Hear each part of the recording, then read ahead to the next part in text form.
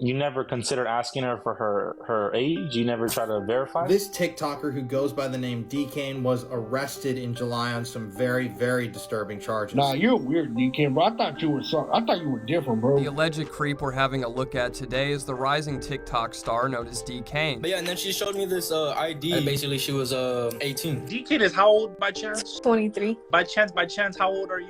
What, 17? I'm about to be 18. Not only did she reveal that Dkane knew she was 16 years old when he met her, she also revealed that he was talking to other kids, her stepsister included. Girls Dkane is being accused of talking to are still way too young regardless, with some even going as low as being freshmen in high school. I do have the screenshots. I do have evidence. You calling this girl right here a wifey? What about it? What about it? She's a high schooler, gang. Exhibit Go C. back to it. The white toes doing it for me. His ex was 16 as well. As you can see here, he was charged with 3 counts of possession with intent to promote. Let's just say I wasn't able to leave. You just laid your hands on me right there. I did. Show me the bruises. Bro, you're done with. After today, everybody's gonna start unfollowing you. You're with How 16-year-olds. dedicated this man is, bro. They were trying hard to get pregnant. Those 16, are all you're like, okay, that doesn't matter. As long as we don't tell anybody, you're gonna be an adult anyway. It's all I gotta say about Dkane, bro. It's free Dkane, y'all. At the end of the day, were you with someone who was not of age? Yes or no?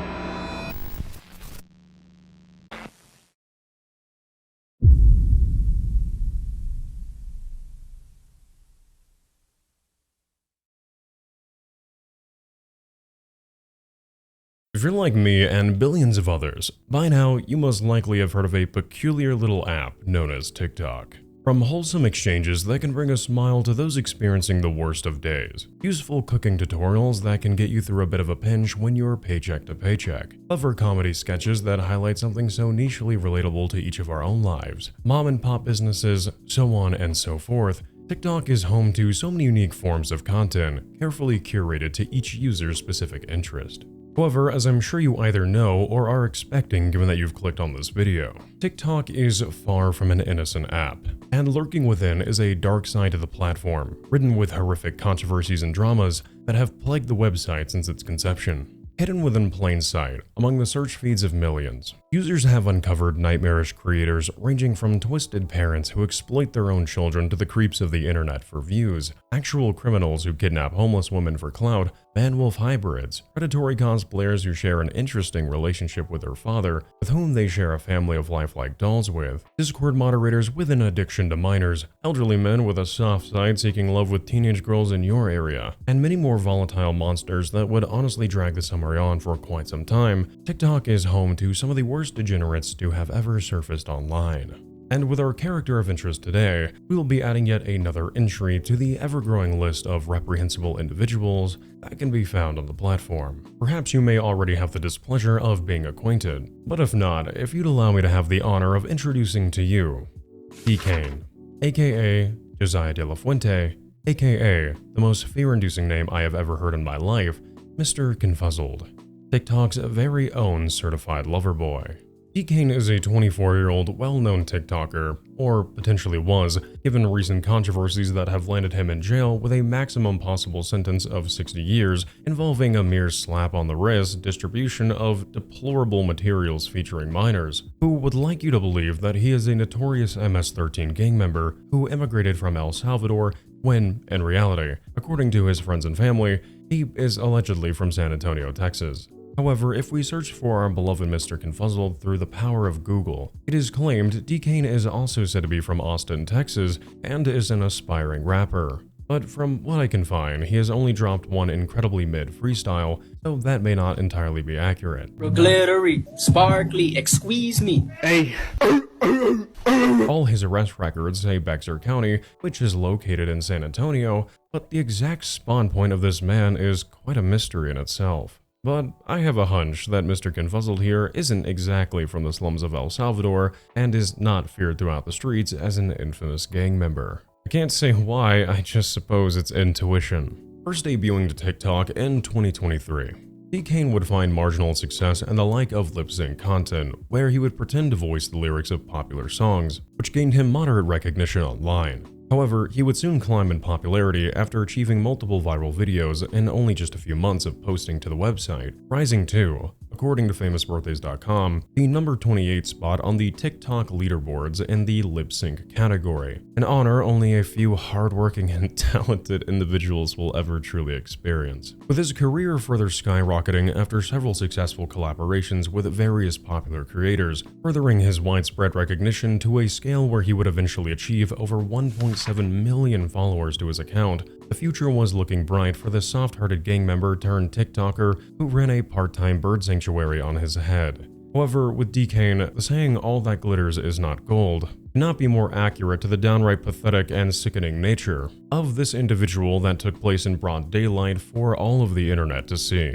With numerous young teenage girls stepping forward, including a 16-year-old with whom he would openly refer to his audience as his baby mama, with whom he had discussed in interviews that the two had been trying for a child for quite some time. A dark reality would begin to unravel before the community of TikTok, involving a side of Dkane shrouded in grim allegations of grooming, SA, kidnapping, lying about his age in order to gain the trust of multiple minors, with whom he would request feet pictures from on multiple occasions, allegedly. An extensive criminal history, allegedly, involving attacks on his elderly grandparents, house arrest, and now 3 separate charges involving the intent to promote the aforementioned material involving minors as of only a few weeks ago, all met by a sickening sense of indifference and denial by the confuzzled clown himself. The story of Dkane is that of an individual who openly committed his crimes in the presence of an online space, only for it to, in the grand scheme of it all, fall upon deaf ears and be met confusingly with open arms of forgiveness by his community every time a new victim came forward. It is one of grotesque selfishness, lies, deception, and genuine cowardice behavior from a grown man-child that clearly has not mentally developed past that of a middle schooler. Now, before we jump right into this headache of a story and subject ourselves to secondhand embarrassment due to sharing a planet with this individual, if you'd allow me to briefly introduce myself, I'd be forever grateful. I'm sure you can guess the name by now, but hi, I'm Wonder, your one-stop shop for calm deep dives on some of the internet's most heinous individuals around. I upload a new deep dive on a bi-weekly to tri-weekly basis, so if you find you enjoy what you see here today in terms of production itself, feel free to consider leaving a like and subscribe with the bell notification on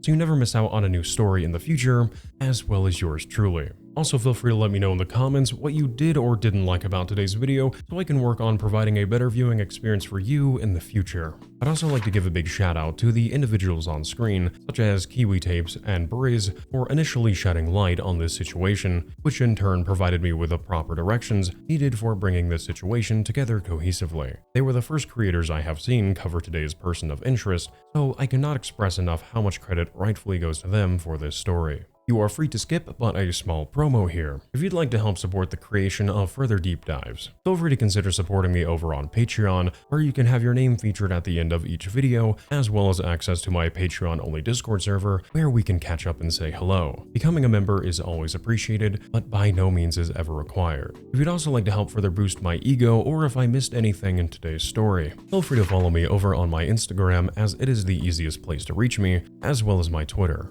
But with those pesky promos out of the way, without further ado, once more, my name is Wonder and it is phenomenal to have you here today. Go grab yourself a snack before you inevitably lose your appetite. Say hello to whatever this thing is, and let's you and I dive right into the story of Dkane, TikTok's most infamous serial predator.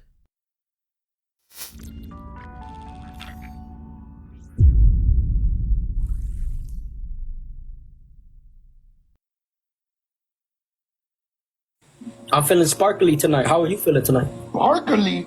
Yo, glittery, glitter. But yeah, and then she showed me this ID. I was like, all right, for sure. And basically, she was 18.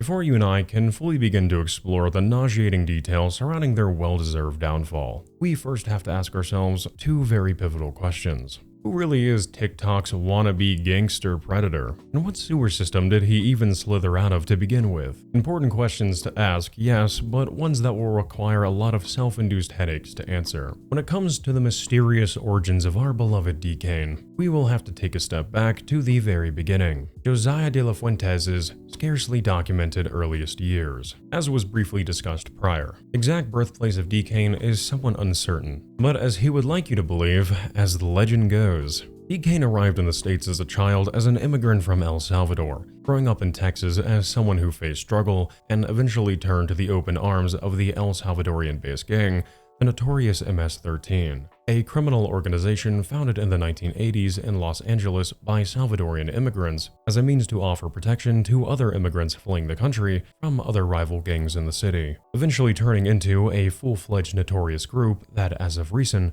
was officially recognized as a organization by the United States. I'm not going to sit here and pretend like I know those details by heart. That's just what a brief Google search informed me of. To help further embolden this origin story of his to both his audience and those in his life, Dkane, if you were to gaze lovingly into his eyes, you would quickly notice that he has a tattoo of the number 13 in the center of his face, which is intended to solidify his affiliation by branding himself as an official member of the infamous gang, representing his unwavering dedication to the criminal organization. Now again, these are the early years Mr. Confuzzled would want you to believe, as it was an enticing image to portray towards impressionable fans on TikTok with a tendency to glorify such a backstory to that of a real-life movie character. This is also the same website that has content labeled as Cartelcore, where typically young kids idolize real-life cartels by making fan cams and questioning if such organizations are really as bad as they are made out to be, citing how aesthetic and fun it must be to work for such individuals. You stupid. It is incredibly naive.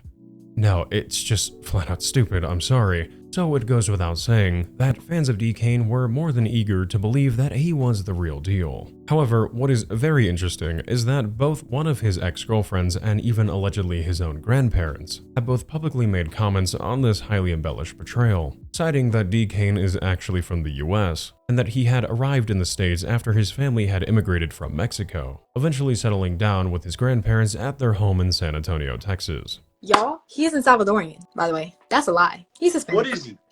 He's Hispanic. He's Mexican. Too. His own grandpa snitched him out to me. I was like, yeah, he's Salvadorian. Like where he comes, like that's where he comes from. And he looks at me and he goes, no, he's not. The exact timeline or estimation as to how old Dkane was during this time of his life is unknown, but it can naturally be theorized that this occurred when he was of a relatively young age. And on the topic of age, interestingly enough as well, another frequent topic of conjecture is the truth behind Dkane's actual age. As you and I will see as this story progresses, Dkane, much like his falsified claims surrounding his youth, has done a phenomenal job confusing the internet with what his real age is. The reason for this confusion is due to his many exposures where he lied about his age to deceive minors during not safe for work interactions, where he can be seen claiming to be 17, and poorly researched articles covering his arrest after an altercation between him and an unknown woman alongside another TikToker with whom he would often collaborate with by the name of Ashley Trevino at the family-friendly restaurant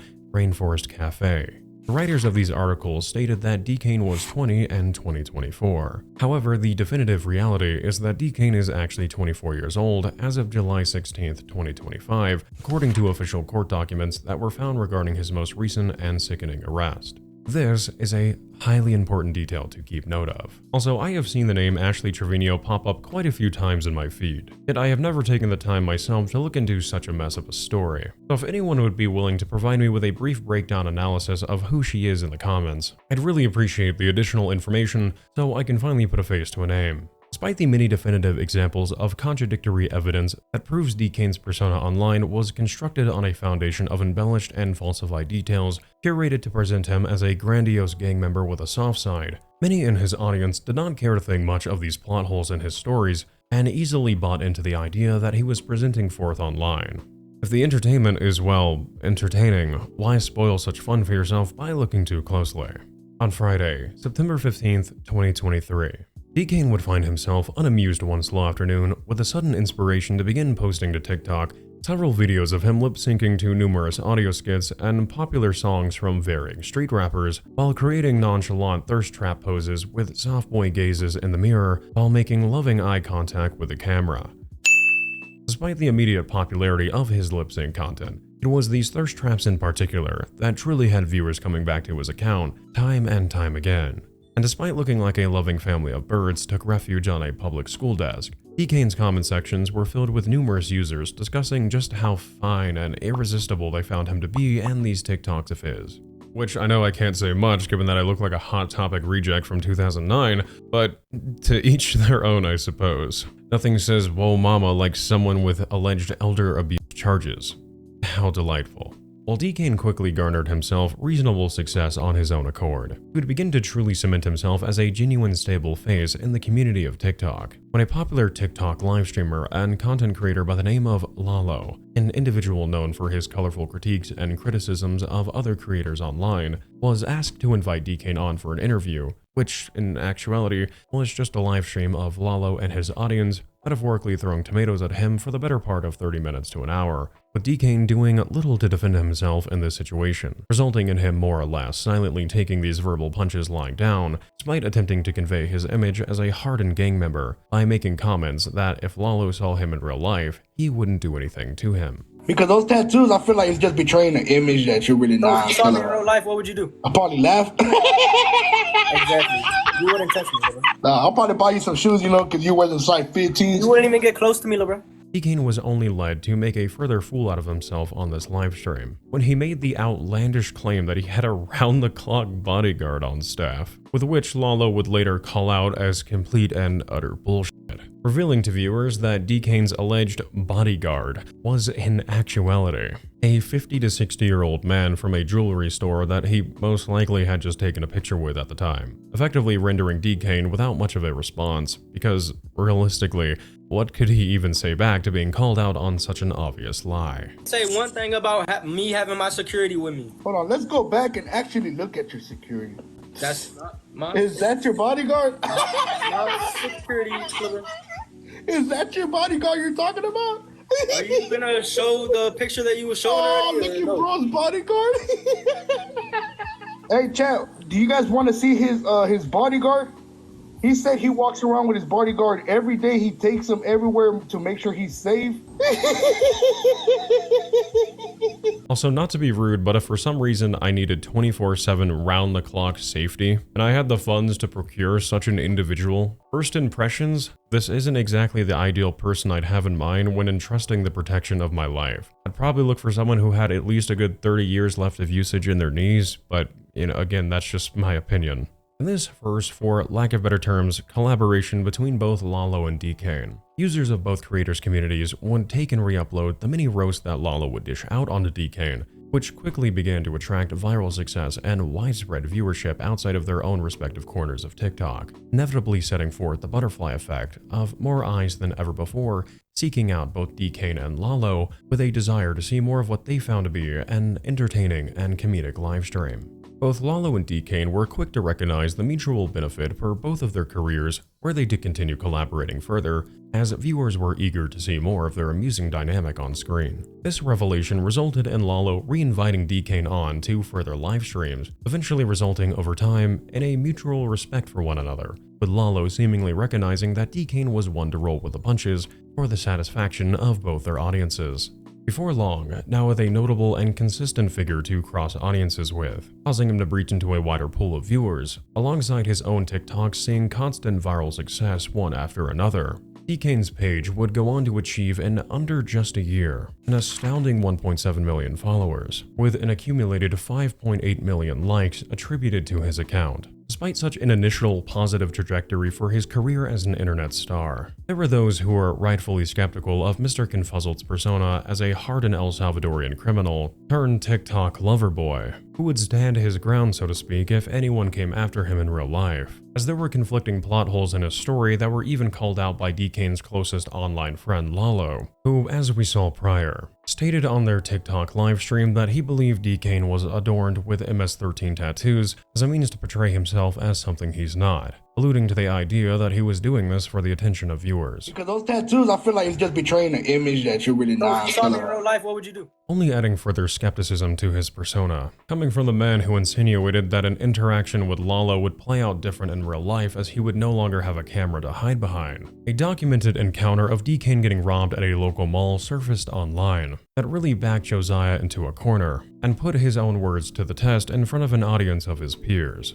In this interaction that eventually went viral on TikTok, Josiah was at the mall with a group of his friends when an individual recognized him from his content, confronted Dkane for unknown reasons, both robbing him for his expensive chain that he was wearing at the time, while actively mocking him, with Dkane doing little to defend himself in the situation, while all of his so-called friends, as it would seem at least, stood idly by and filmed Dkane's reaction towards the individual who had robbed him. What great company to surround yourself with, undoubtedly. Now, in Dkane's defense, it can be seen that he is wearing an ankle monitor in this video, which would most likely, to my understanding, be an indicator that he was on parole at the time. So if he fought back, or if the situation had taken a drastic turn, it could be argued that he risked going back to jail for whichever the many crimes he has been tried for and was dealing with at that date and time. Which, when those are your cards, such an outcome isn't worthwhile for a piece of jewelry. I feel it should be noted as well, that it is also completely understandable to be wary of an individual who literally just robbed you, especially one who is continuing to try and elicit a reaction out of you, so things can escalate into a potential physical altercation. I'm not saying Dkane should have done a Naruto backflip over the dude and put him in a fucking genjutsu. However, what I am pointing out is how Dkane will falsely claim to be a part of a highly feared and notorious gang for internet clout, state that individuals would do nothing if they saw him in real life, You wouldn't even get close to me, bro. only to then get robbed for all of his audience to repost and upload online, for him to then also not hold true to any of those values, for lack of better terms, and how that is quite ironic in nature. But I digress, as at the end of the day, the community of TikTok could care less about if Dkane was who he truly said he was, or if everything was merely an elaborate attention-seeking ploy for validation online. They were enticed by what they opted to believe in, that being the most fanatical possibility due to taking Dkane's truth at face value. And so, like keys being jingled in front of an infant, they were absolutely mesmerized by the notorious Mr. Confuzzled and everything he did. So despite what a handful of skeptics believed, it's needless to say, for Dkane, people were truly fascinated by the life he was portraying, even if provably riddled with plot holes, and so for him, the sky was truly the limit, with no end in sight. At least, not visibly at the time. Oh boy, this is where the fun begins! As Dkane's TikTok career began to grow, and substantiate his presence as a face of Midwestern street culture online, he would begin to appear on numerous interviews with other creators eager to learn more about him and his elusive yet pronounced internet presence, with one interviewer apparently saying that Dkane even had tried to rob him in the title. How awesome, I guess. As well as even going on to make guest appearances on one of the many dating shows where individuals are presented with balloons, with the gimmick being that contestants pop their balloons to state their disinterest. Which, let's be honest between ourselves, who could say no to all of that hunk of man or whatever you want to call it? Within this popular, yet nonetheless niche subsection of the internet, Dkane was beginning to appear everywhere. However, Dkane, thankfully not being particularly media trained, would stand out in one specific interview more than any other, when a creator by the name of Junior Stauber would upload a nearly 20-minute condensed conversation that he held with Dkane in his vehicle, titled The Truth About Dkane, Mukbang. I must say that thumbnail is, okay, quite phenomenal. A bit of a spoiler, but this interview was a catalyst for a response, with an individual who would come forward of the minor variety that I'm sure even with my vagueness, you'll be able to deduce that this person of interest story will prove highly unfavorable for our beloved Dkane. In this interview, Stauber and Dkane spoke about a variety of topics that one would typically expect from any standard Q&A, but where things proved most interesting was when Dkane began to open up about a past relationship he was in with an ex who had ghosted him roughly 4 days prior. Dkane's tone when discussing his former partner was not that of someone who held malice or resentment, but was that of someone experiencing regret and longing, with an expressed desire to potentially set things right between the two, should she ever be willing to speak to him again. Stauber, naturally curious, questions Dkane further about the relationship between him and this mystery ex, which Dkane goes on to explain to the audience that he and his former girlfriend had been trying for quite some time for their first child, and how their efforts had proven unsuccessful, even going as far as to presenting the numerous pregnancy tests that the two had purchased, which he just keeps on him in a bag at any given point for some reason. Look how dedicated this man is, bro. They were trying hard to get pregnant. Those are all like the used ones that failed. They kept going until they got lucky. You feel me? Like, show them. These are that's 2 right there, and then 3 right here. Kind of really fucking weird, but okay. As Stauber, through a sea of Vine Boom sound effects, presses further about how the two of them came to separate, Dkane explains from his perspective, of course, that the two of them had ended up in, as he described, a little argument one night, but ended with his ex leaving his grandparents' home with the status of their relationship up in the air. He claims that later his ex called him and said that it was clear that some time away would be beneficial for the both of them and that she would return home later that night. However, she never arrived and instead began to leave Dkane on red, according to him, effectively ghosting him leading up to this interview with Junior Stauber. Now, despite me virtually breaking down the play-by-play of this interview, I really want to show you the main key takeaways, as I feel it is important for you to hear Dkane's version of events, as his story will prove to be nothing short of an inadvertent confession to a genuine deplorable crime that I am genuinely surprised he was mentally detached enough to openly discuss to an accumulated viewership of over 500,000 individuals. So with that said, I want you to keep close attention to the details presented in this interview. Let's go ahead and take a listen. On screen now.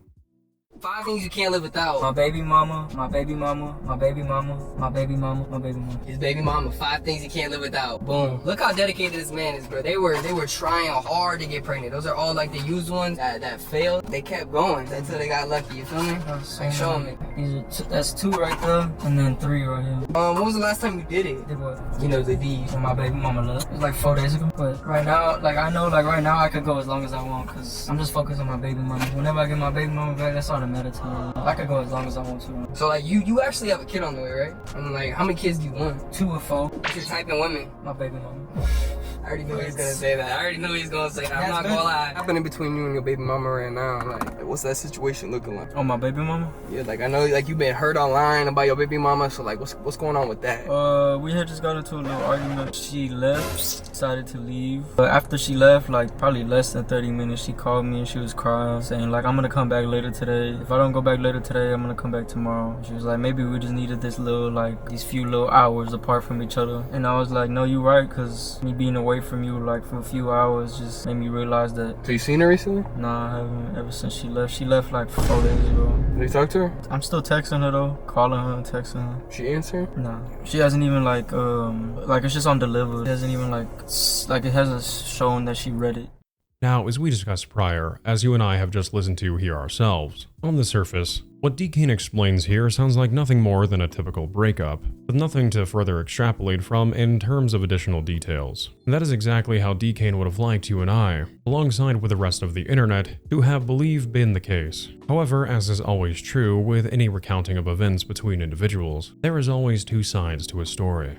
So, like dominoes falling one by one, once enough eyes had grown on Stauber's interview, it would inevitably find its way into the feed of that mystery ex that Dkane had openly mourned in front of a few 100,000 people. Hearing this interview would cause a stir within her, and a desire to share her story publicly however she could. And so, this mystery ex reached out to a TikTok creator by the name of Poncho, aka Poncho Does It Better, with evidence to prove who she was, alongside screenshots to validate the allegations she intended to publicly make against Dkane, with the most disturbing revelation being that the individual who Dkane had openly referred to in the past as his baby mama. 5 things you can't live without. My baby mama, my baby mama, my baby mama, my baby mama, my baby mama. His baby mama. 5 things he can't live without. Who he presented to the world evidence of their numerous attempts at a pregnancy, was, in reality, 17 years old at the time, with her making the additional claim that she was just 16 when the two had first met, effectively setting forth a chain reaction of countless other minors stepping forward, with credible stories backed by screenshots and evidence of their own, that revealed Dkane to be nothing short of a desperate, pathetic excuse of a man who actively was prowling TikTok, presumably procuring his own followers who were openly fawning over him in his comment sections, and then using them to his own twisted benefit. To say the least, when it came to the truth unraveling before the very community that had provided him with life-changing success, the nightmare that was Dkane's soon-to-be tarnished legacy was only just beginning, and much to the disgust of TikTok, at least the ones who cared. This rabbit hole of unforgivable degeneracy would soon spiral downwards into utter depravity, far deeper than anyone could have ever initially anticipated.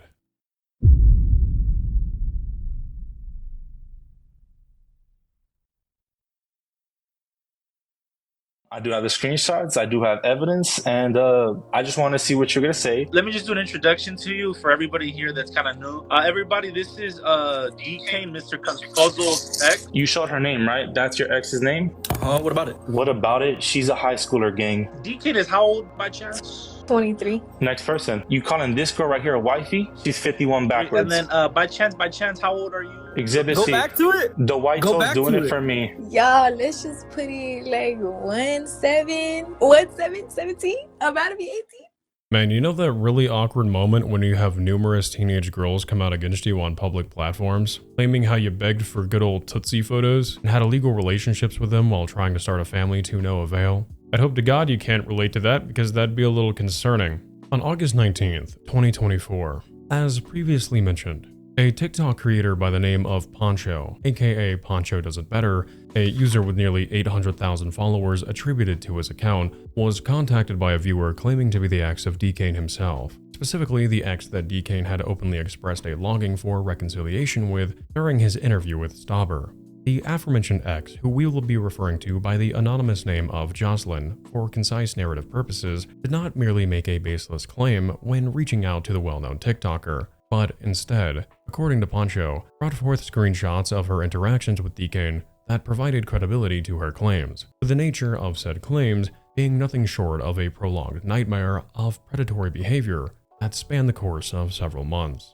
Eager to hear more details, and have information surrounding these alleged actions expanded upon further, Poncho inquired Joselyn about the possibility of having them come forth with their story publicly, via him platforming her to his audience, so she could go in depth about her experiences with Dkane, effectively providing her with a much broader reach than she would have achieved on her own, had she brought these details forward on her account. Joselyn, equally keen on the community of TikTok learning about what she had endured with Dkane, would accept this offer from Poncho, leading to a bombshell livestream that left many in disbelief that their favorite alleged MS-13 gang member would be capable of committing deplorable acts. This is one of those cases where the perpetrator is so openly brazen about their actions that, with no disrespect towards the victims, should not have been a jaw-dropping revelation to his audience and those who somehow looked up to him as a figure of inspiration. During this interview between Joselyn and Poncho, Joselyn explains how she had first met Dkane on Instagram as a fan, citing how he was 23 at the time of their first interaction. For clarification, as we touched base on at the start of this dumpster fire, famous birthdays, as well as a recent news article from Dkane's arrest at a Rainforest Cafe with TikToker Ashley Trevino, claims that he is both 21 and 20, but once again, according to arrest records, Dkane is currently 24, which would line up with Joselyn's story, given that the two had been speaking for over a year at this point. Joselyn further explained to Poncho how she was just about to turn 18, and how when she first engaged in conversation with Dkane, how she was just 16. Information that she claims Dkane stated did not find to be a problem by any means, citing that, according to her, his exact words were along the lines of, "As long as we don't tell anybody, you're going to be an adult anyways." I literally asked him how old he was, and he was like, go look at my famous birthday. So I did, and then it said 20. I was like, you're 20. Oh, I was like, oh, I'm 16. He was like, okay, that doesn't matter. As long as we don't tell anybody, you're going to be an adult anyway. Which Joselyn's claim here is anecdotal, as we were obviously not there to witness this conversation firsthand. But the fact that there is definitive proof of a relationship between the two to begin with is enough to lend credence to her anecdote of Dkane's wording here to be accurate. Now, it doesn't take a mathematician to figure out that even when she was 18 at the time of her breaking things off with Dkane, that for whatever date prior to her being the legal age, there was an ongoing predatory relationship anywhere between the ages of 16 and 17. Something again that Dkane had incriminated himself with publicly when he lamented on Stauber's interview that the two had split, as well as providing the pregnancy test that he shamelessly presented to viewers. These were not allegations out of thin air, rather a catalyst Dkane had idiotically, but thankfully had set forth himself, with Joselyn merely stepping forward to fill in the details of a two-sided story that desperately required a lot of additional context. Poncho, naturally curious as to the resolution here, questioned Joselyn about what ended up occurring between the two. Joselyn informed him that from her time with Dkane, she could allegedly not only confirm that he physically attacks women, but he also had a nasty track record of laying hands on his grandparents, with whom he relied on for housing, going as far as to making the claim that when Dkane proudly brags about the criminal charges he has incurred when portraying himself to his million-plus followers as a TikTok bad boy, that two of those charges were, in reality, for allegedly attacking both of his grandparents with a knife during a heated argument, Which, if that is true, I haven't found any police records to verify that myself. What a genuine pathetic clown. You are allowed room and board in your 20s, and you repay your geriatric caretakers by hitting them with the British Roadman Special. I just have no idea how someone like this is even able to establish a dedicated community to begin with. As the interview progresses, Joselyn explains how the breaking point in the relationship was when during a drunken episode, both her and Dkane got into an argument while he was under the influence that got out of hand to the point where he allegedly ended up taking Joselyn's phone and breaking it in a fit of rage, stating that he got, quote, punchy. Yes, it got to the point where we got in this one big argument and he got mad. He actually broke my pink phone. The pink phone that his whole audio thingy, he broke that.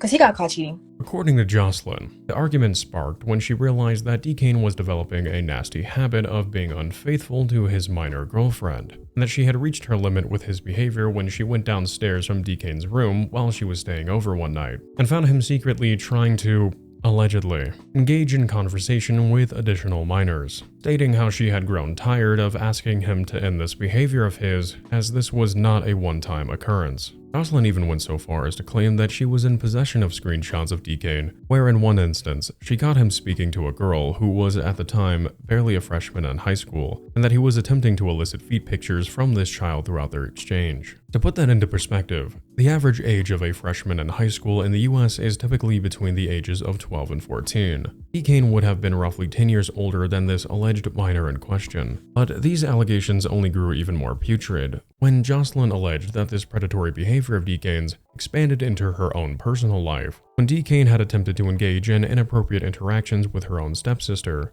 who she makes note of was 15 at the time. And when we think back to how Dkane had allegedly told Joselyn that he wasn't worried about the legalities of their own dynamic, so long as the two did not have the relationship exposed to the public, it would leave one to make the reasonable conclusion that Dkane was more than okay with what he was doing, and felt no internal conflict for his actions. He was solely acting like a self-centered man-child in pursuit of his own predatory satisfaction with those who he had an ease of access to due to his ever-growing status as a widely recognized TikToker. Together, I'd like us to watch the condensed version of this interview both conducted and uploaded by Poncho, as I feel it is important to hear Joselyn's recollection of events firsthand. So with that said, hopefully you aren't too terribly nauseated yet, as this is merely just the tip of the iceberg. And let's go ahead and take a listen to what Joselyn had to further share with the internet on screen now.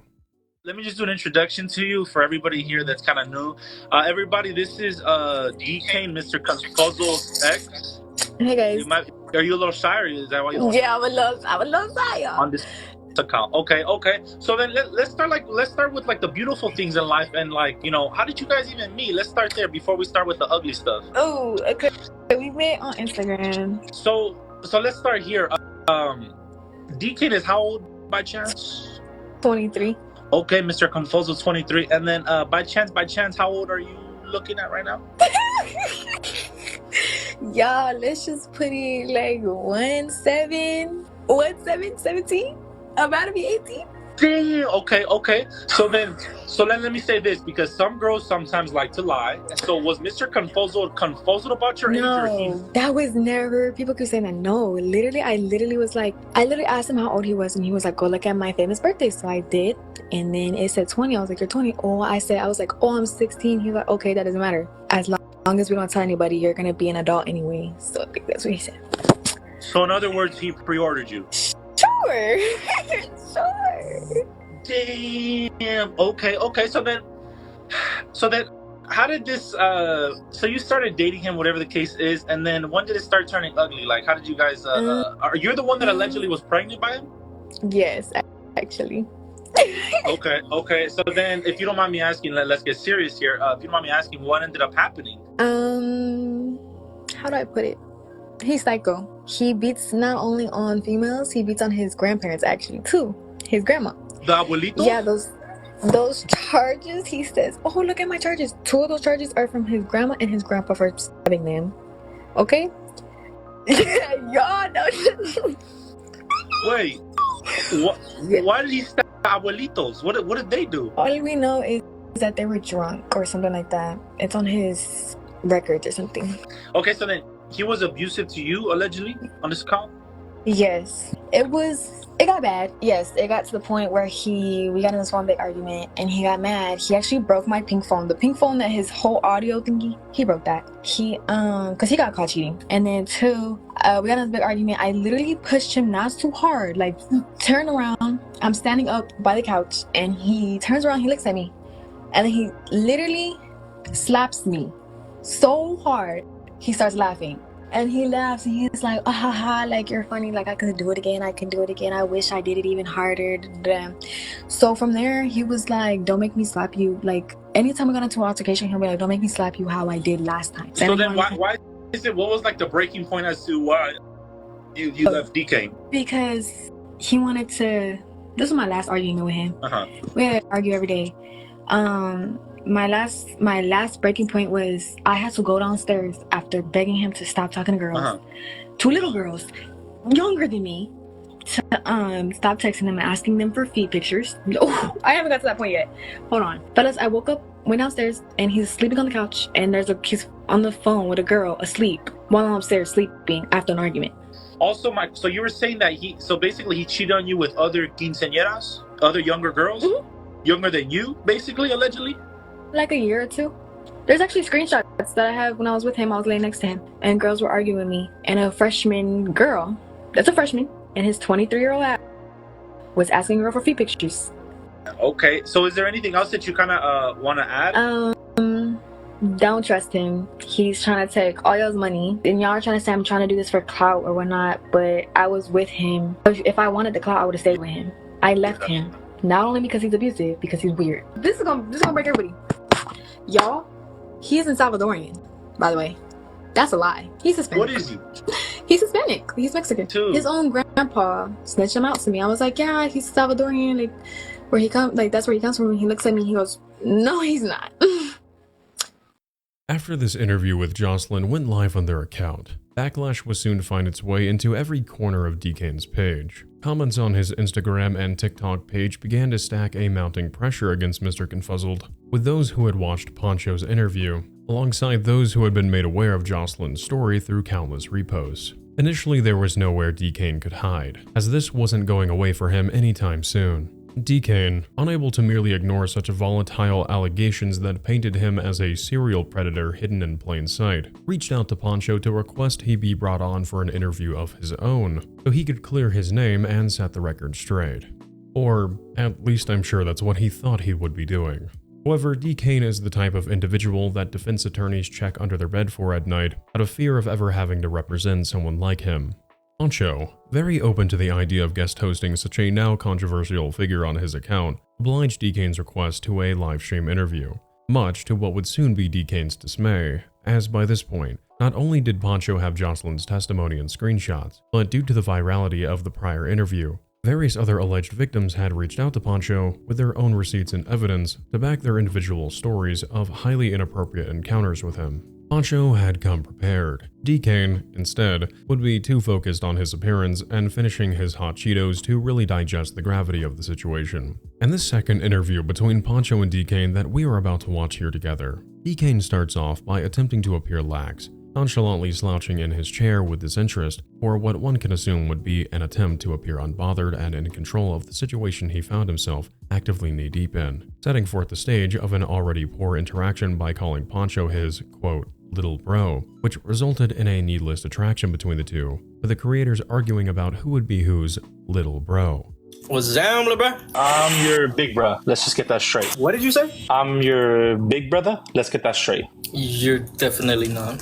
Dkane then tries to, I assume, insult Poncho's very regular hairline by asking him to take off his hat, which results in Dkane finding himself enthralled in a bout of laughter, as if he himself shouldn't be attempting to pursue legal action against his barber for whatever the hell is going on there. Oh no! This initial start to the interview was so incredibly corny and out of touch on behalf of Dkane, which truly is no surprise. But you are here to discuss allegations brought forth against you by numerous minors, with alleged incriminating evidence that paints you as a menace to society. Sit up with your back straight, put the Cheetos away, turn off the quirky cowboy hat filter, and act like a fucking adult if that's even biologically possible. Once these childish antics were finally out of his system, Dkane explains to Poncho how, as he claims, that he and Joselyn had only dated for a few weeks, and that when she came out with her allegations against him, it prevented him from going live on his TikTok account, because that is when he discovered that Joselyn was actually underage. Or at least that is what is heavily implied, as he can't even bring himself to verbally say that she was underage, alluding that Joselyn had lied to him about this information during the time the two had been intimately involved. I stopped going live because she ended up telling me, you know what I'm saying? Basically, she lied about what her real, you know? Her age. Yeah. Which seems like a rather unbelievable claim, as Joselyn stated she was 16 at the time they first met, and how she was soon to turn 18 at the time of the interview. So that adds a minimum of at least 1 year of contact, according to Joselyn. Dkane's defense here would also mean that he expects us to believe that he had only known this girl for a few weeks, and during that time he had decided he wanted to become a father with this minor, only to then try for having a child multiple times with said minor. And in this time frame, he never once learned of her age. That makes absolutely no sense. Dkane tries to then lighten the mood by saying how he had recently received the good news, to which Poncho questions if he means the pregnancy, to which Dkane insists that Poncho allow him to finish speaking, as if there could possibly be a positive aspect towards him allegedly having a potential child with a victim of SA. Poncho reserves his comments and allows Dkane to proceed. Dkane continues on that ever since Joselyn had come forward with these allegations against him, he had decided to spend his time outside more often while making efforts to move on with his life, citing that once he learned about her age, he stopped talking with her immediately. I was crying on live for like a few days, or maybe it was a week, and then I stopped going live. So I stopped talking to him, and then I stopped going live because I was just going through like emotions, and then I've just been outside every day, moving on with my life, basically. Poncho is quick to point out this flawed rationale of Dkane's, asking if he genuinely never considered asking for her age, especially since there was talks of pregnancy between the two, which Dkane's brain gets stuck on a dial-up loop for a brief moment, before he recalls, according to him, that Joselyn had actually shown him an ID of hers that proved she was, quote, basically 18. But yeah, and then she showed me this ID. I was like, all right, for sure. And basically she was 18. Which, why don't you take a seat here, Mr. Confuzzled? Either she was or she wasn't 18. You can't just say, while following the simple rules of basic mathematics, if we were to round up her age, she was pretty close to the age of consent. That's not how that works in the slightest. Dkane providing us with high-quality ASMR as he sucks the literal hot Cheeto dust off his fingers, provides Poncho with what he claims is proof that he ceased communications with Joselyn once he had learned of her age, by providing Poncho with a screenshot of their final interaction. However, when we take a look for ourselves at this apparent clear-cut ending of contact, as can be seen on screen, Dkane only presents an exchange that shows the two of them had a back-and-forth audio call together, which proves nothing, as we do not know what was said during this call, followed by 4 messages from Joselyn that read as the following. August 3rd, at 1:34 p.m. Sorry, I wasn't thinking last night, and I called you because I needed to talk to you. Can we move to another city? Like Seattle. Dkane says that it is odd how Joselyn will go on Poncho's live streams to say that she hates him, while also exposing him as an alleged serial predator, only to then be contacting him about moving to another city. Which one could in fact argue that such behavior proves contradictory, but the issue is that this is someone who is barely 18, and was a victim of SA, as such claims have not been denied, or an extended period of time when she was a minor, as the two had allegedly been talking since she was 16. This is not an insult by any means, but she is young and immature. Regardless of whether such behavior is contradictory, this situation would have never occurred had Dkane not been seeking out literal minors to start a family with. Not to mention the fact that this girl is now allegedly carrying the child of a deadbeat TikToker. I can imagine that her headspace would undoubtedly be operating at a mile a minute, with both fear and confusion, not realizing just how incriminating these DMs were for him. Dkane presents even more DMs from Joselyn that are grotesque in nature when you understand the gravity of the situation. These text message exchanges that can be seen on screen read as the following. Love you always. I'll be back. Leave your door open. This is most likely in reference to the aftermath of the argument that Dkane had mentioned during his interview with Junior Stauber, where he said that the two had talked and realized that they just needed some time apart, and how his, at the time unknown ex, had made mention that she would be back later that day. This is followed by, "I love you BD," most likely referring to baby daddy. Real talk, whether you like it, I'm having your baby, and the first appointment is on the 6th. I know right now we are going through some things, but once you see your baby through an ultrasound, or when you get to hold him, you'll feel different, baby. I can't make you stay and be your baby's dad. All I can do is push you to realize soon you're going to have the family you've always wanted us to have, baby. Dkane then dropped a heart on this comment from hers regarding him becoming a father. However, Dkane then tries to make the claim that she was lying about being pregnant the whole time for clout. She's lying about being pregnant, this and that.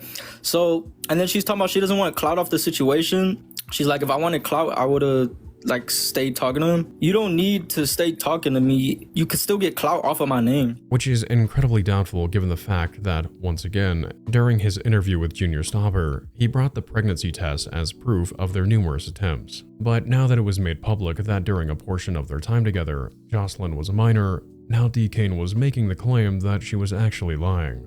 Could it be possible that she would lie about such a thing? Nothing is ever truly impossible. But with all of the additional evidence and open sharing of details, that starting a family was on the table before it ever became a point of controversy, especially given the context of what was before private DMs between the two, discussing Dkane's future role as a father, I would once more state that in my strongest personal belief, that the outcome of a fake pregnancy for views is highly unlikely.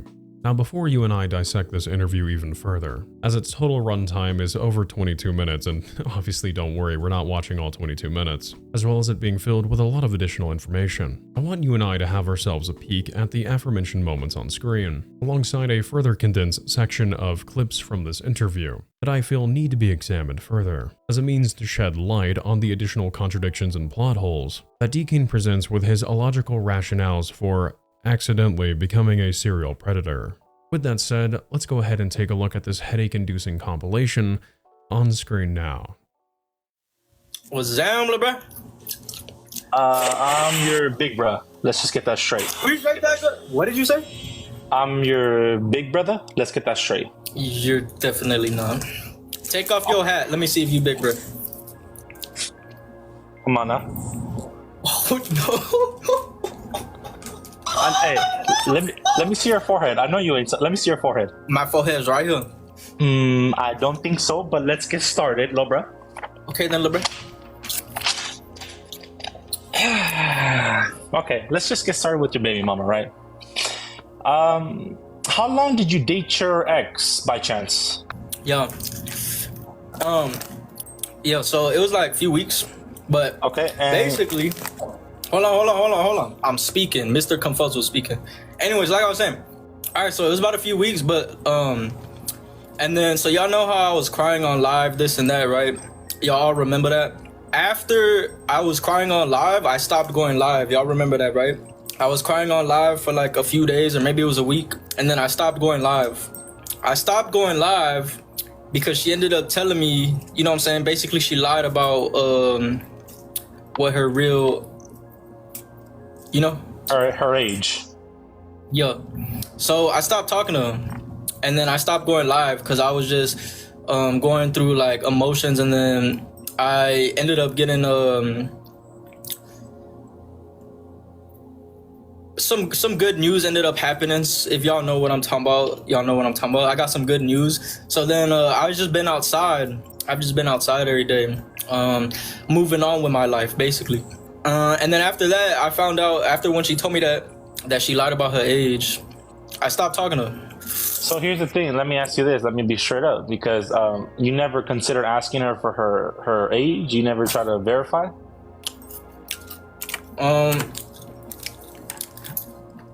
I mean, because when we didn't even talk for that long. So then what about the whole pregnancy then?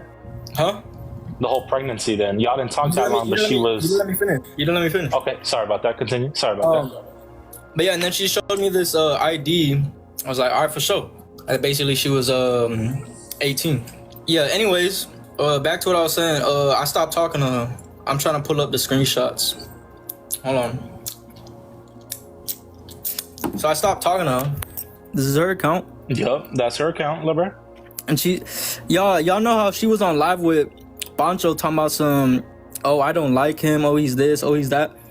But she's texting me all this, and I didn't even respond. And she called me. I called her to see what she wanted, and then she's talking about all this, like move to Seattle, this and that. She's still texting me, and she said this. She's lying about being pregnant, this and that. So, and then she's talking about she doesn't want clout off the situation. She's like, if I wanted clout, I would have like stayed talking to him. You don't need to stay talking to me if you could still get clout off of my name. And she said that she would have stayed talking to me, but that's not true because I literally told her I'm not gonna talk to you. Oh, okay, let me ask you this. You said you were talking to her for how long exactly? And be honest with me here. Yeah, it was about like a few weeks. Okay, because she sent me her identification. You know when you get an ID in high school? You see what I'm saying? Yeah.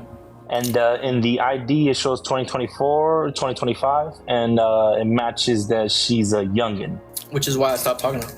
She's lying about like being pregnant, this and that. She's not, by the way. So I don't have she's not pregnant, so yeah.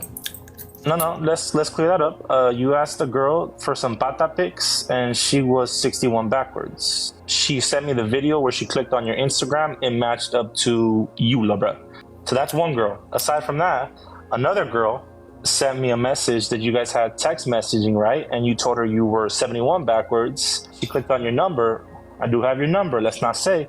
And it matches to your number. So that's another girl. There's a third girl. That was about a year ago. So even if they were 51 backwards, in 1 year, they don't turn 18. Right? Show me the proof. Show me a video. What birdie? So now there's a snake in our grass? Because what birdie? Because they're lying. So no, I mean that's fine. We're gonna leave it at that. Show me a physical. Hold on, because that's a serious thing. You gonna say that I bought? It's one thing to say, hold on, because I'm speaking. It's one thing to say. Hold on, no. I'm Daddy Yankee here. Or not? Let me tell you this, right? Because I've been doing Cheeseman for a minute now. You and your girlfriend over there, Smiley, yada yada yada. I'm gonna just end it. I'm gonna keep it cute and simple, right? Because based off your answers, right, I have a few screenshots. I was just kind of waiting to see what you wanted to say, right? But I kind of know the gist of it. You know what I'm saying? I don't get 5 different girls clicking on your profile, your Instagram profile, where you DM them and they're under the age, right? So come on, show me like some pictures or something. I do have the screenshots. I do have evidence. And I just want to see what you're going to say. You showed her name, right? That's your ex's name? What does it say right there? And what does the date say right there? What about it? What about it? She's a high schooler, gang. What about me saying that I stopped talking to her? Did you listen to what I said? Next person. Let's continue right here. Next person, right? You calling this girl right here a wifey, right? She's 51 backwards. Oh, hold on. We'll go to Exhibit C. Wait, go back to it. Go back to it. Go back to it. Right here. Go back to it. Exhibit C. Go back to it. The white toe's doing it for me. Yeah, where does she say her age in that? Where does she say her age? 61 backwards. Where does she say her age? Where does she say her age? Why are you asking a girl for where does she say her age? Listen, bro. I'm answering. And go back to the other screenshot too. Go back to the other one. Go back to the other one. Why are you asking this girl for? Go back to the other one. You don't even know her age. Go back to the other one. Hold on, Exhibit D. Go back to the other one. That's your contact. Another one. All right, I'm 17. You said you're 17, Go back to the other two. What does this prove? You lied to a girl saying you're 71 backwards, LeBron. When did I lie? It goes to your Instagram. It goes to your number. Everything. Yeah, okay. You know what I'm saying? Now pull up the other two that you just showed them. So here's the thing. Here's the thing, man. And I'm gonna be honest with you. You can't win with people like you because you're just gonna keep arguing back and forth. You're not gonna win because none of those two first ones you showed. Where did they say their age? That just shows that they want clout. Number one. Number two. Where in the screenshots that you just showed did they say their age? I literally hit them up from a while ago. They could have said, "Hey, I'm this." Where in those screenshots right now did they say their age? Answer me that question. You don't do your investigation? What are you talking about? No, it's not that serious. All I did was click on the highlight, seen that. Oh, send a DM. They're posting their high school locker room and their Instagram stories, and you don't figure out that they're young age? Nobody goes through their highlights. I went through one highlight and just went like that and sent a DM. Regardless if she was lying or not, little bro, at the end of the day, were you with someone who was not of age? Yes or no? Cut it off after she told me. All right, thank you so much for coming on here. I appreciate you. I'm gonna leave you with a friend here, okay? Oh my god, I'm a little stuffy right now. I'm a little nasally. Sorry about that. As you and I just saw, this interview reeks of a nauseating sense of denial and lack of accountability from Dkane. How surprising. Picking up right where we left off, Pancho switched the direction of the interview from that of Joselyn and on towards further allegations that were made against him by an anonymous 16-year-old girl who came forward to Pancho privately, with screenshots that prove that Dkane had reached out to her via DMs to inquire about the possibility of receiving feed pictures from her. A detail, if you recall, that Joselyn had made mention of during her initial interview with Pancho, when she accused Dkane of repeatedly messaging minors for such content. Also, Mike, so you were saying that basically he cheated on you with other quinceañeras, other younger girls, younger than you, basically, allegedly? Like a year or two. There's actually screenshots that I have when I was with him. I was laying next to him, and girls were arguing with me. And a freshman girl, that's a freshman, Yeah. that literally just became a freshman, and his 23-year-old ass was asking her for feed pictures. To make matters worse, Pancho stated that this was merely just one girl that had reached out to him, and that another had sent him screenshots of text messages where Dkane can be seen lying about his age, claiming that he was 17 to this minor, which Pancho claimed that he had cross-referenced the number that Dkane had provided him with to the one found in the text message exchanges, and that these two were a match to Dkane's personal cell. This second anonymous minor was, allegedly, according to Pancho, between the ages of 16 and 17. It should also be noted that lying about one's age would be an example of premeditation, at least in my opinion, unlike what he claimed with Joselyn to be a case of prolonged ignorance surrounding her age. However, despite the severity of the continual allegations that were being brought forth on Dkane, he could not be bothered to present a shred of care, as he was more preoccupied with his Cheetos and laughing at Pancho with his, as would later be revealed, newest girlfriend, than answering any further questions surrounding his actions. Pancho, irate by this callous behavior, attempts to call out Dkane for not taking the interview seriously, and noting his disinterest, alongside claiming that a total of 5 girls had stepped forward with credible experiences surrounding him and his inappropriate behavior with minors. Yet this information falls upon deaf ears, as Dkane was lost in thought trying to fix his appearance, genuinely captivated by his own reflection. It wasn't until Pancho decided to present on screen to his audience one by one the screenshots that these minors had shared with him that Dkane's attention was finally achieved, resulting in a drastic change of tone in the interview, with Dkane growing incredibly defensive at what was being shown to viewers. In one of these DMs, Dkane can be seen calling one of these anonymous minors a quote, wifey, as well as saying that he never has competition and that this alleged minor would be leaving with him, implying she would be his.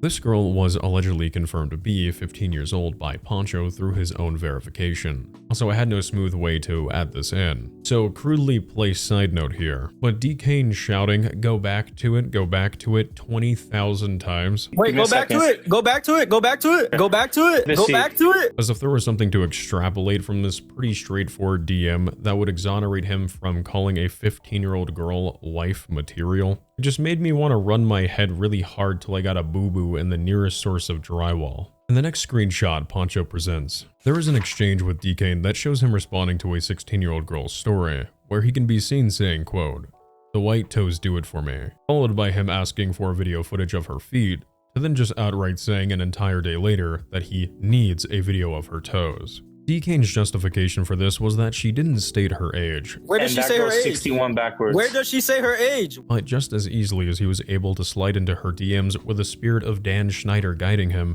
he just as easily could have asked for her age. So this excuse is merely paper thin and unjustifiable. The screenshot that precedes this one displays yet another example of Dkane lying about his age, which this time he does ask a girl for her age, which proves he has the ability to do that, to which the girl then responds that she is 15. Dkane then replies that he is 17, which is just another direct lie made to gain the trust of this minor.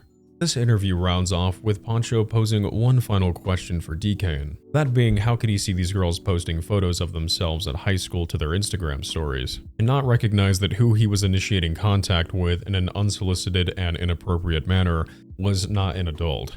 Dkane's defense to this is that he never viewed these girls' stories in any of these cases, so he had no way of speculating their age through such means. Which is another lie, as at least in one instance, in the screenshot where he states he needs videos from a minor, It can be seen that the conversation begins with him responding to the 16-year-old girl's Instagram story. So Dkane can't even attempt to keep a coherent set of facts straight, because it is abundantly clear that he is in denial and simply wants to deflect any accountability for his actions. So instead, he summarized the entirety of the situation as simply him being a popular TikToker. So these minors were merely set out on taking him down for clout, despite the evidence strongly suggesting otherwise. She's like, if I wanted clout, I would've stayed talking to him. You don't need to stay talking to me if you could still get clout off of my name. What a pathetic and illogical defense when faced with consistent mountains of evidence. But to be fair, I guess I don't hold much faith in Dkane's intellectual abilities, so I don't exactly know what I was expecting here. With the conclusion of Poncho's interview resulting in a highly suspicious 22 minutes on behalf of Mr. Confuzzled, it should go without saying that the outcome of what Dkane thought was him removing a potential controversy off his back would not particularly go well in his favor with the community of TikTok that had been following the story in the weeks prior. With this new exposure of Dkane's now circulating within the public eye, and with how controversy between users spreads like wildfire on TikTok across comment sections and reactionary videos, it did not take long for the initial backlash that Dkane had faced to pale in comparison for what was soon to follow, which truly says a lot about the volatile nature of this individual. This situation Dkane found himself in would only worsen as shortly after his interview with Poncho went live, both he and his girlfriend, the girl that Dkane had unexpectedly brought onto Poncho's interview for support, would have their relationship come to an end. This resulted in her directly reaching out to Poncho to then share her experience with Dkane, alleging that he was a serial cheater and that she was actively pursuing kidnapping charges against him. Needless to say, Poncho was very much interested in hearing what she had to bring forward, especially given that not even a week or so prior, he was seen in support of Dkane, making jest at the allegations alongside him. Before long, Poncho arranged a third interview, this time with Dkane's newest ex, who we will be referring to as Gabriella, and allowed her to share her story to TikTok through the use of his platform. This interview begins with Gabriella explaining how she had lived with Dkane at his grandparents' home at the time of his controversy involving inappropriate interactions with minors was coming to light, quite possibly during the same time frame in which he was discussing with Joselyn their future as ill-equipped parents, given the small time frame in which all of these events had occurred. Gabriella states that she had first met Dkane through mutual friends, and that the two had hit things off between them rather quickly upon meeting. At first, things seemed rather casual. However, love would not last as long as during a stay at an Airbnb, she had walked upstairs for whatever reason where Dkane was residing, unannounced, and found that Dkane had quickly hid his phone upon her entering the room, which she said was unusual as it was a clear ground rule for the both of them to have access to one another's phones as a sign of mutual trust. She said that once she was able to manage access to his phone, she quickly discovered that Dkane was speaking to another girl, and that upon learning this information, she called for an end to the relationship. Dkane, seemingly in denial or just genuinely curious, allegedly asked Gabriella repeatedly if she was sure, which she made it abundantly clear that the two of them were through and that he was free to go live his life as he saw fit. At first, it seemed like a mutual ending between the two. However, she states that once she had attempted to collect her belongings and depart from the Airbnb, she was prevented by both Dkane and his grandparents from doing so, citing that the situation went so far downhill that she resorted to contacting the police to help escort her from the premises. Gabriella stated that Dkane had demanded items back from her before she could leave the Airbnb, the items later being revealed to be a singular promise ring Dkane allegedly had Gabriella's own mother help pay for, that he presented to her on one knee at a family gathering. Which do keep in mind that during this time he was promising to be dedicated and only faithful to Gabriella. He was actively having his quote, baby mama, aka the girl he had allegedly groomed, reminding him that they had an upcoming ultrasound appointment together. When Gabriella refused to return the promise ring that was given to her as a gift, Dkane retaliated by taking her phone, which she claims did not bother her, so long as she had her keys and had the ability to exit the home, which I initially had my doubts that she would have her phone taken away from her, only to then write it off as a shoulder shrug. But there's actual potential evidence that Dkane may have inadvertently given her that possibly lends credibility to this claim. According to her recounting of events, after Dkane had taken away her phone, she went to retrieve her belongings from a closet, only for Dkane to, as she phrases, grab on her, in an attempt to further prevent her from leaving the Airbnb. Gabriella, rightfully feeling both concerned and cornered, called for help from Dkane's grandparents. However, when his grandparents arrived upstairs and heard Dkane's explanation for holding her against her will, Much to Gabriella's shock, they sided with him and informed her that she was free to leave so long as she returned any and all belongings to their beloved grandson. Gabriella, rightfully in my opinion, tells both Dkane and his grandparents that she will be doing no such thing, as what she had received was a gift that her own mother had partially helped pay for, and that she had no desire to forfeit that. Which I will say yes, this was a gift, and honestly she should be able to keep it, as it was a promise ring that Dkane had presented to her, under the guise of remaining faithful to the relationship, which he was unable to commit to. That being said, when the situation turns into something as concerning as 3 people preventing you from exiting a home, 2 of whom are parental figures, for your safety, it is best to just cut your losses and do whatever you can to remove yourself from that situation before it can escalate even further. Now, there is quite a bit more to these allegations that Gabriella shares during this interview, so by now, I'm sure you know the drill. Together, let's you and I watch this interview in its entirety, so we can better understand the situation in a thorough manner, and then we will circle back around and discuss any noteworthy takeaways. This interview also contains a video that Gabriella had presented to viewers that Dkane had filmed of her during this encounter, that she claims led to her pressing kidnapping charges against him. So, it goes without saying, there are quite a few details we need to iron out here. So, let's waste no time, and together have ourselves a look on screen now. For everybody that doesn't know, this is Dkane's ex, the famous Dkane, Mr. Confuzzled.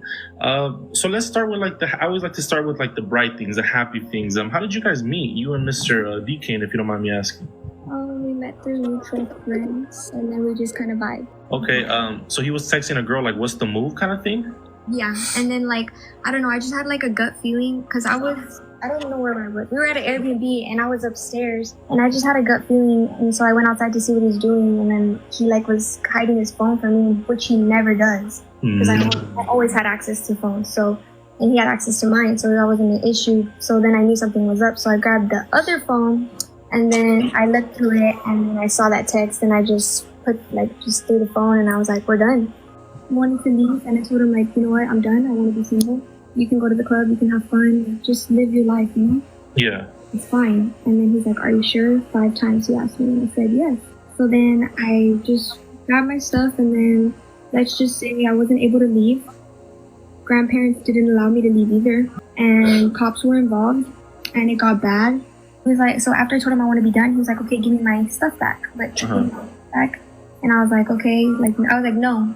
So he was like, okay, so he took my phone. So then I'm like, oh, all right. So then I grabbed the purse and I put it around me, and I put my keys in there, and I was like, all right, as long as I have my keys, I'm good. Yeah. And then at that point, I go to the closet and just start kind of packing my stuff. And then he comes behind me and then just grabs me a little bit, whatever. And then I'm just trying to get out. And then I call for the grandparents' help, and they come, but they're telling him to chill out. But then he tells them why he's not trying to let me leave. And they're like, we'll give him the stuff back, and then we'll let you leave. So I got mad, and I'm like, what? But it was a gift though, right, for you? That's what I'm saying. It was all done in front of my whole family. I have a video.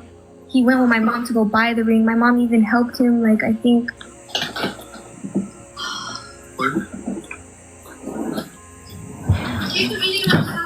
You're not letting me leave, dude.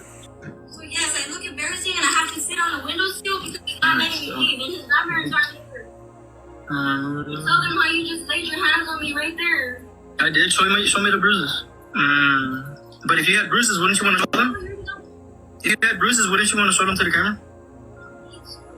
Because your legs look fine. I wanted you to do it the right way. Your legs look fine. You didn't grab my legs, but you grabbed me by my arm. Oh, so if you had bruises, wouldn't you want to show them to the camera?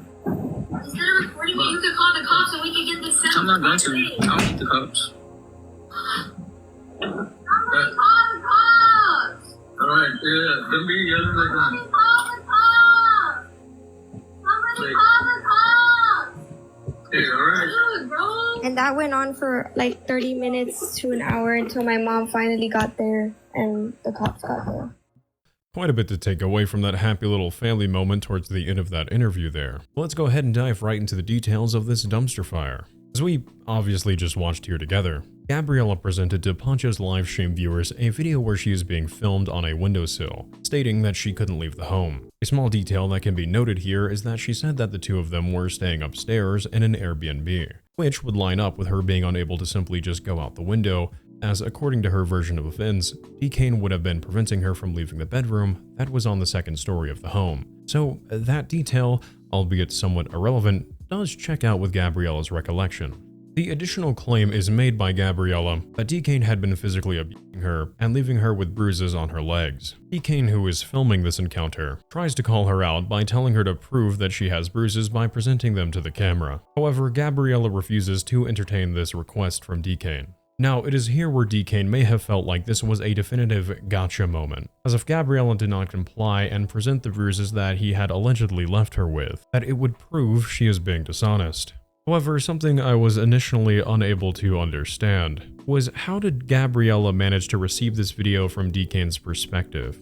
I find it highly improbable that Dkane would just simply DM her this video after she allegedly attempted to press kidnapping charges against him. So what occurred to me was that him filming her on the windowsill quite possibly added yet another credible alignment to Gabriella's story, as she had made the claim that Dkane had taken her phone away from her, as well as that the two had unrestricted access to each other's devices. If I had to draw a conclusion as to how Gabriella ended up in possession of this footage, I think it would be that Dkane had actually recorded this on her phone, which is just so incomprehensibly dumb. He is, in my opinion, filming himself virtually holding Gabriella hostage in the room and then turning that footage over to her once the police inevitably made him return her property. That is speculation, but it is the only conclusion that I can make as to how she was able to even get such incriminating footage of him. Gabriella concluded that the entire ordeal went on for close to about 30 minutes to an hour, before both police and Gabriella's mother arrived, resulting in the situation inevitably being diffused, although the exact details of this outcome are unknown at this time. However, as mentioned prior, according to Gabriella, she has currently taken out kidnapping charges against Dkane. I tried to verify this information myself, however I was unable to locate any cases involving kidnapping against Dkane related to this instance specifically, only just the charges for the intent to promote material. Well, we'll get to that here in just a moment. After Gabriella's interview with Poncho was posted to TikTok, Dkane would once again step forward to publicly justify his actions by saying that his reasoning for preventing her the ability to leave the Airbnb was that he felt that since the promise ring he had gifted her was purchased in part with his money, it therefore made him the rightful owner of said gift, and that with Gabriella ending the relationship, she had broken the promise that the two had made together. Therefore, it only made sense that she returned what was in his eyes rightfully his. However, I don't really understand his rationale here, because it's not as if Gabriella had just decided she didn't want to be with him any longer out of the blue. She caught him cheating on her. I think if we had to really analyze who broke the promise, I might lean towards maybe biasly, the serial cheater predator to be the one whose loyalties were not exactly in line with the relationship. Also, it's just a promise ring. At most, it probably cost, I would hope, around $200. Just cut the losses and move on. There was absolutely no reason for this situation to escalate into police involvement and alleged kidnapping charges at that. It is incredibly petty and not worth anyone's time, especially for a relationship that was at most probably 1 to 2 months old. Despite Dkane's best efforts to defend himself, due to the rapid succession of controversies that had played out against him in such a public online space as TikTok, there was little he could do to persuade those closest to him that everything was merely, as he described, minors and young girls in their late teens simply trying to smear his name for clout. The evidence was far too consistent across each victim's stories, and his defense to each of these allegations was basically summarized with a glorified, "nuh-uh." Needless to say, the outcome for Dkane's career was not looking particularly well, with even his oldest content creator friend, Lalo, publicly expressing his disgust and disappointment with someone he felt was a close companion online. During one final live stream between the two creators, Lalo openly discontinued his association with Dkane. Dkane attempted to remain calm and collected by denying he even knew his ex-girlfriend, which we know given the evidence, DMs, and his own testimony during his interview with Junior Stauber that this is just complete bullshit. Lalo told Dkane to mark his words, that with the world now knowing that he was a serial predator, that it would be the end of his career as a famous TikToker. Nah, you're weird, Dkane, bro. I thought you were different, bro. Like, you into these young girls? Nah, bro. Hey, Dkane. word already went around town. Bro, you're done with. After today, everybody's gonna start unfollowing you. You're with 16-year-olds. You're Diddy. His ex was 16 as well. And Dkane's 23. Who's my ex? If you guys don't know, Dkane is not from El Salvador either. However, unfortunately, that would not be the case. Not for quite some time at least. Now, in most instances, as I'm sure you probably have seen time and time again, when a creator online is outed for deplorable behavior, the usual outcome is for that specific creator to do one of three things: deny the allegations and continue uploading to a fraction of their initial audience, make an infamous apology video and still operate at a capacity of the prior option, or entirely abandon all accountability by disappearing into the digital space overnight and either deleting their account entirely or leaving it dormant as a grim reminder the monsters that hide in plain sight every day on social media. But with Dkane, much to my genuine disbelief when researching this topic, none of those outcomes would apply to him. In fact, the exact opposite reaction would occur somehow. Dkane continued posting per usual to his account, with him still being able to consistently generate millions of views to his page. Despite Lalo no longer being associated with him, he found new collaborative company in the likes of the infamous Ashley Trevino, another 2.6 million follower TikToker by the name of Cupid Malo, Latino Victor from Despicable Me, and this carbon copy clone of Dkane, apparently named Edwin.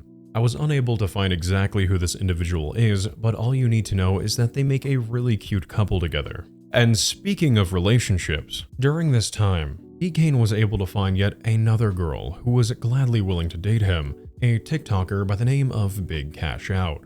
Which, I know there's the old saying that you should never judge a book by its cover, but I think I'll wave that right here today.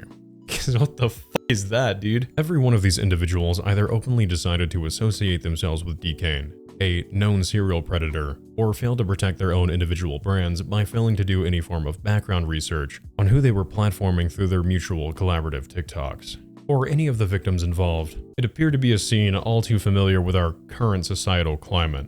A lack of care, followed by an even more severe lack of justice. Dkane was continuing to thrive, live a lavish lifestyle due to his internet fame, and those who had been wronged were forced to watch idly, as he was free to continue preying upon unsuspecting minors, with no consequences for such deplorable actions. For Dkane, it appeared as if he was going to be able to get away with everything and slip through the cracks, avoiding both his name and reputation, from forever being cemented in TikTok's hall of infamous predators.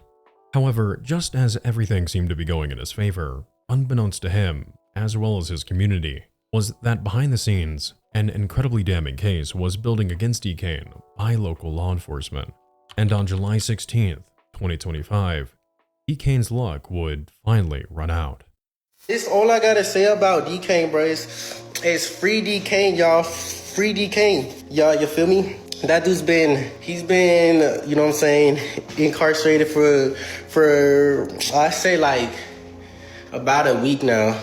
On July 16th, 2025, Dkane was arrested in Bexar County, Texas by San Antonio police on 3 felony charges. Those charges being, according to the publicly provided case document, possession with intent to promote CP. According to the charges, which can be found on screen, these 3 felonies took place across the span of nearly a year, with one charge of offense taking place on December 21st, 2023, another January 14th, 2024, and lastly, February 14th, 2024, aka Valentine's Day. How romantic. After Dkane's arrest, he was placed into custody and faced a $50,000 bond. However, he was only required to pay 10% of this amount, resulting in his bond being reduced to a mere $5,000, which Dkane then paid, effectively releasing him back into the public where he currently awaits trial.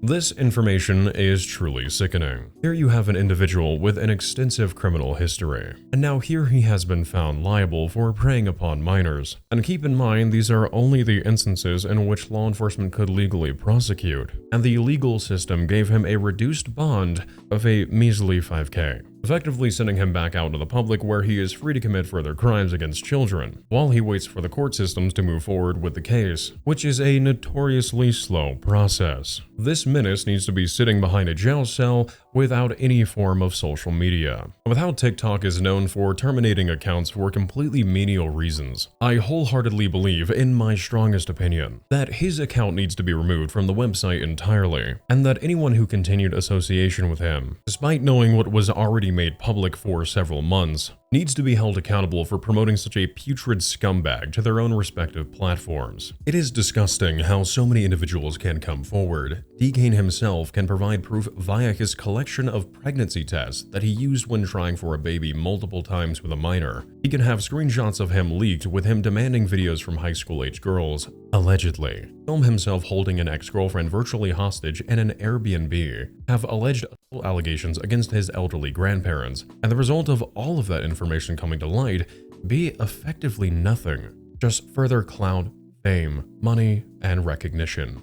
I swear, where it stands, we are broken as a society. We are truly living in the most backwards and irrational timeline, and stories like Dkane's just prove that to be the case. In the end, and for now, Dkane has not uploaded to his TikTok account since June 2nd, 2025, and at the time of this recording, his most recent activity on Instagram was him editing the caption of his last post 2 weeks ago, which was originally posted March 17th to simply be replaced with a trophy emoji. If I had to assume, this would be around the time that Dkane had posted bail. Again, that is speculative, but why else would he change the caption of a several months old post right before he was arrested? It is a subtle change, but one that speaks 1,000 words as to the arrogance that resides within Dkane. As to where Dkane's exact whereabouts are currently, that is a mystery. But what we do know is that according to what has been circulating and the weight that such a felony carries, Dkane could be facing a maximum of up to 60 years in prison were he charged to the fullest extent of the law.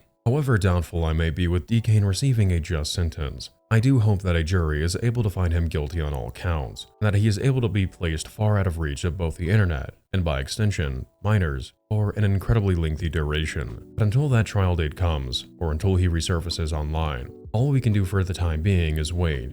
Be thankful that one of the many volatile monsters of TikTok may actually be facing legitimate legal repercussions for their heinous actions, and take Dkane's tarnished legacy as a cautionary tale of the continual surfacing of predators online that find their way into the spotlight of internet fame, time and time again. If you're still watching, I want to take a moment to say thank you for making it all the way through to the end of today's video. You being here and getting through to the end really does help me out a lot. I feel so bad because all I have to offer in return is you now having a foul taste in your mouth for the next several hours due to what you and I discussed here today. But I hope I was able to lighten the mood where I could nonetheless. If you enjoyed today's video, it would be highly appreciated if you consider dropping a like, a comment sharing your thoughts, as well as subscribing with a bell notification on, as it helps me grow as a channel and quite frankly just feels really cool and supportive. Thanks for that in advance if you do decide you want to stick around. If you'd like to follow me on other platforms to help further boost my ego, feel free to follow the links in the description to my Instagram, which is the easiest place to reach me, as well as my Twitter, as these are all great ways to reach out and connect if you're feeling like you just want to say hey, or to send me morally corrupting trolley car problems like this one. You don't exactly have to do that, but nothing is stopping you, I suppose. Once again, if you'd like to help support me and what I do here on the channel, feel free to consider checking out my Patreon, which can also be found down below in the description, where you can gain access to my Patreon-only Discord server, or becoming a channel member. It is a super helpful way to support the channel in between uploads, as these do take some time to make. Every member truly helps keep production flowing, but this isn't required by any means. There will be a dedicated section to those kind individuals here in just a moment. Well, I must say, it has been a journey. We laughed, we cried, we learned about the wonderful world of serial predators who are shockingly welcomed into their community with open arms. How exciting! Then we just kind of disconnected from the whole situation entirely. But you and I braved that storm together. Once more, my name is Wonder, and it was super cool to have you here today. You take it easy, I've got some more deep dives to go make for you. So until next time, be safe. Thank you for all of the continued love and support to the channel, and I'll catch you in the next one very soon. You take care, and farewell, my friend.